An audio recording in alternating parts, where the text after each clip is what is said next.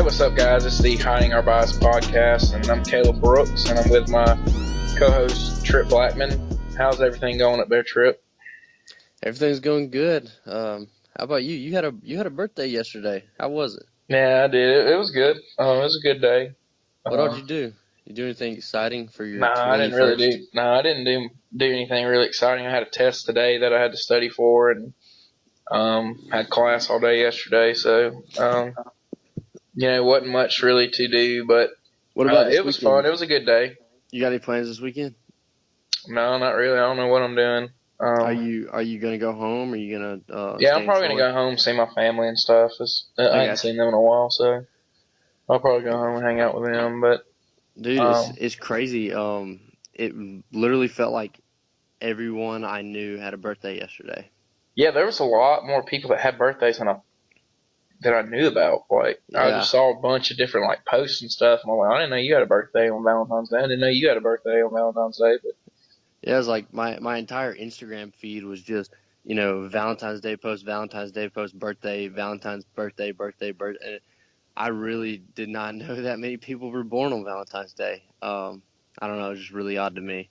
no, I was kind of surprised by it when I saw it. I don't remember last year that there being that much, but um, I was surprised. It did seem like there was a lot of people that had birthdays yesterday that I knew. Yeah. So. But Um, guys, we don't really have a whole lot going on this week in the world of sports. However, this past weekend was there was a little bit of action, I guess you could say, in the UFC world, and I did not watch it. But Brooks, why don't you tell us about how what you thought about the card? uh, it was the worst UFC card that I've watched probably in my time of watching UFC. It was pretty bad. There was one finish the whole entire night. It was a first round submission by Jacare Souza, who was probably coming close to getting in line for the 185-pound title. Anderson Silva made his return and got a win, his first win since 2012, officially, because he did beat Nick Diaz when he came back from that broken leg injury, but it had been turned into a no contest because he ended up failing a drug test because he took a sex performance pill from a gas station that had an illegal thing in it that is illegal by the USADA people that test them for steroids and stuff. And so it got turned into a no contest. So it was his first win in 2012. It was good to see him get on the win column. And then the main event did have had some fireworks in it, but they happened after the bell. And there's a lot of controversy there. Holly Holm is now appealing her loss to What the happened? well, Jermaine Durandame, her opponent, twice, 2 rounds in a row, punched her after the bell, and they were probably the two most impactful punches that she landed in the whole entire fight, and they were a good second or two after the bell. I'm not going to call them cheap shots. I don't know if she did them on purpose. Holly Holmes thinks that she did, but they were after the bell, well after the bell, and they probably made the most impact. And one after the second round kind of rocked Holly a little bit. I mean, you could see her knees buckle and everything, and it made a difference in the fight. And so she's now appealing that. Uh, So hold up. So it was like two separate rounds this yeah, there's happened. two separate rounds that it had happened after the second and after the third. See, that sounds like a cheap shot to me. Yeah, and another thing is this was only their second event in New York, and they didn't have any of the referees that have been doing it for a while. So, like, no John McCarthy, no Herb Dean, no Dan Murgliata, none of those guys that have been doing it for a long time. They had some new guys who haven't been doing MMA much, and after the first time, Jermaine Durandame should have been warned, and the second time she should have had a point deducted for that round.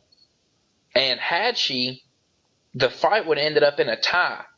And this was the first ever women's 145-pound title, and it would have ended in a tie. And that would have been really, really interesting to see what would have happened. They would have definitely had to rematch at some point, I guess, for that So fight. so do you know like what the official rules say about ties? Like, is there like an official thing Well, on who gets the belt, or is yeah, it like a split thing? the champion gets the belt, but there was no champion. That's what I'm saying. Is like nobody really knows what Oh, would have happened.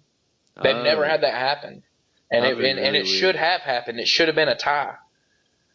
Wow. So it would have been really interesting. But Holly Holm's now appealing, and I don't really know how that's going to go. But if they end up ruling that maybe she should have had a point taken away, they could rule it a tie, and then all of a sudden you've got some controversy going on. So Yeah. uh, overall, the event itself was very uneventful.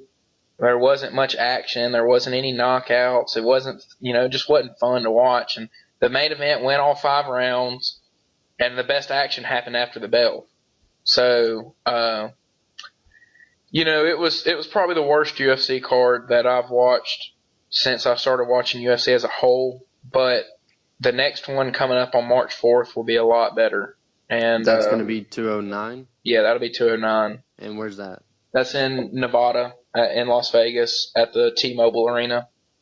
And And you got the who's rematch headlining that? the rematch of Stephen Thompson versus Tyron Woodley will be the main event, and that one they actually did tie at UFC 205, which was the first event in New York when Conor McGregor fought Eddie Alvarez.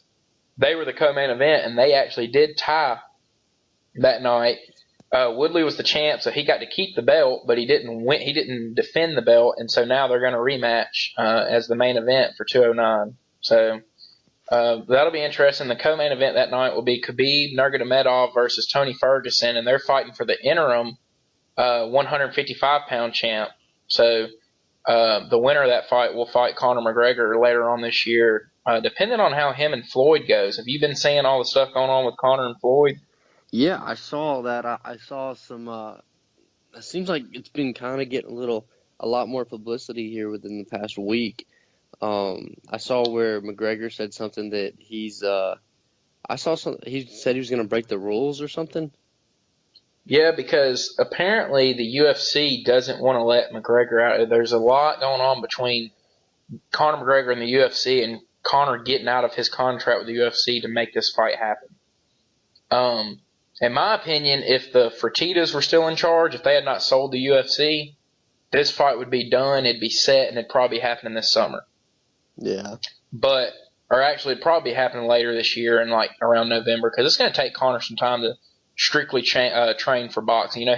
He's definitely got a good boxing background. I mean, you can watch that when he fights, but there's a difference between MMA boxing and boxing.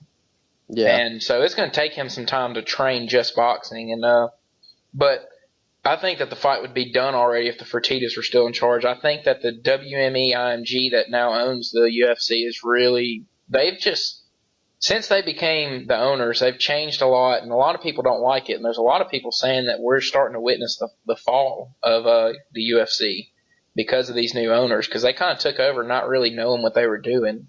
And now they're Yeah. starting to fire a lot of people who do know what they're doing and replacing them with their people who don't know what they're doing, and you're kind of starting to see it. So, Well, I I think personally, I think that this would, if they could get the fight with McGregor and Mayweather, I think that would probably be one of the biggest fights of all time.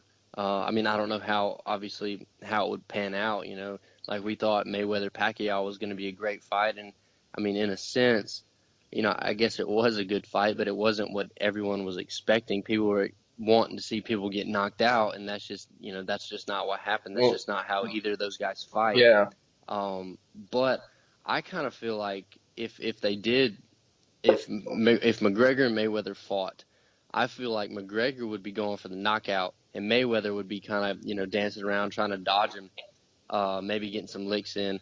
But I think it would still be good. I think a lot of people would pay to watch it. So I don't know why they're so hesitant about making this happen. it would be the biggest fight ever if you go by pay-per-view numbers and money, how much they would make off of it. It would be the Yeah. biggest fight ever. I Because mean, you're combining, what you got to think about is you're combining two different worlds.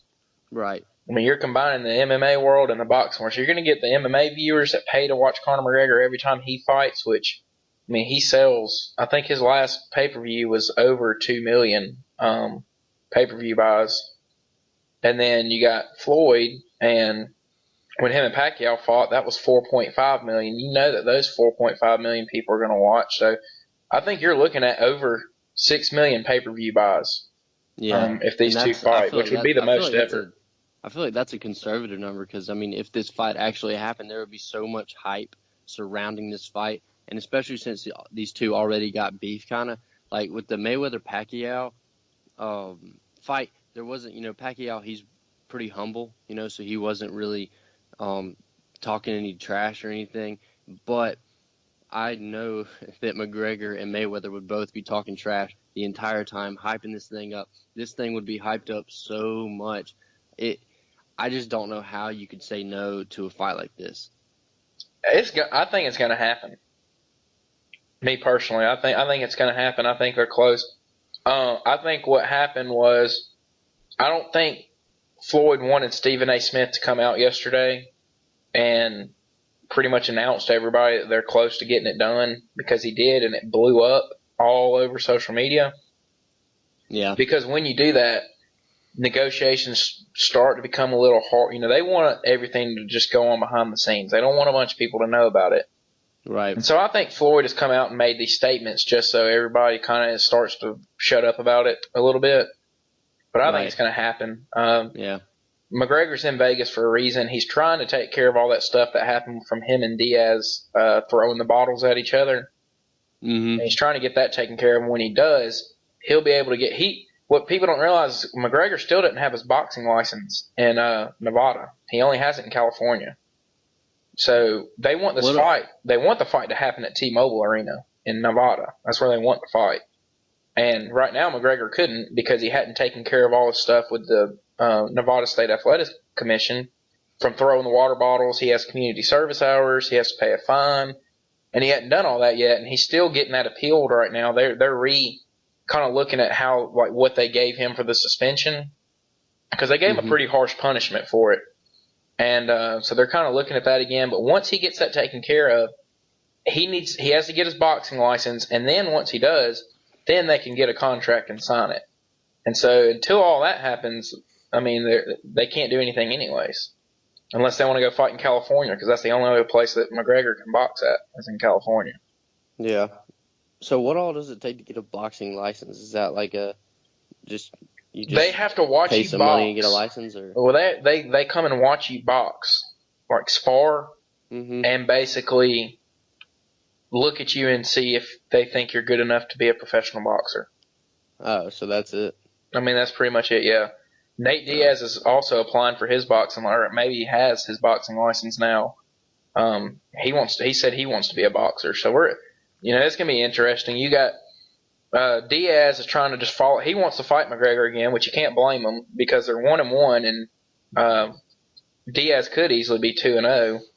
And then you got Aldo trying to follow McGregor around whatever weight class he goes to in the UFC because he wants that fight again. And honestly, McGregor beat Aldo in 13 seconds, but I think that's a fight that a lot of people would like to see again. It's the McGregor and Aldo fight because it just lasted 13 seconds. And, it was a one punch. He caught him in the right spot, put him down.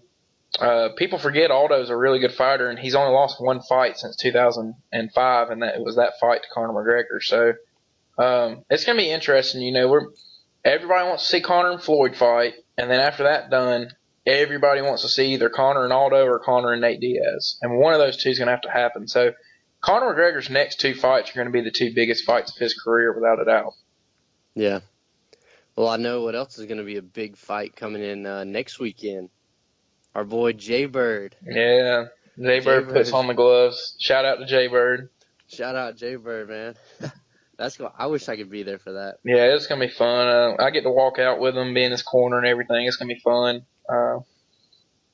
It's going to be a good night. I'm looking forward to that. It's going to be it's fun. For y'all that don't know, we have one of the fraternities here at Troy puts on a fight night, and it's part of their philanthropy of getting money and giving it to a charity. And so they're having a fight night, and people are paying to get in and stuff. And our buddy Jay Bird, who's been on the show before, will be fighting in it. And he's been training and getting ready for it. So I'm looking forward to it.